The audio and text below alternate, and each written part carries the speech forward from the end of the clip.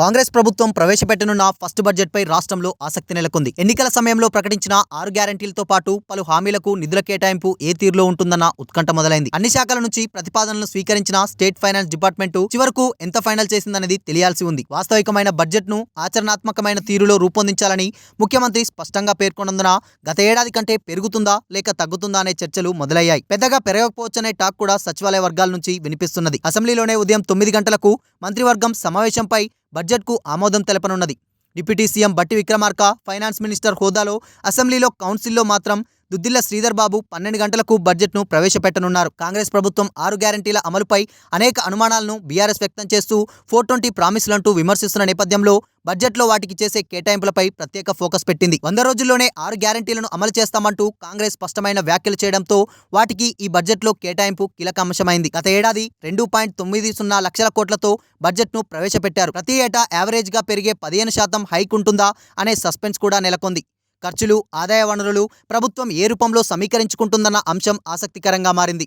గత ప్రభుత్వం ఉద్దేశపూర్వకంగానే పెంచిందనే ఆరోపణల నేపథ్యంలో ఈసారి కాంగ్రెస్ ప్రభుత్వం ఆచితూచి వ్యవహరించనున్నది. గత బడ్జెట్లో ఆంధ్రప్రదేశ్ నుంచి 17,828 కోట్లు వస్తుందని చెప్పగా ఒక్క పైసా కూడా రాలేదు. కేంద్ర గ్రాంట్ల రూపంలో 41,259 కోట్లు చెప్పినప్పటికీ 9 నెలల్లో కేవలం 4,978 కోట్లు మాత్రమే అందాయి. దీంతో దాదాపు 54,000 కోట్ల తేడా వచ్చింది.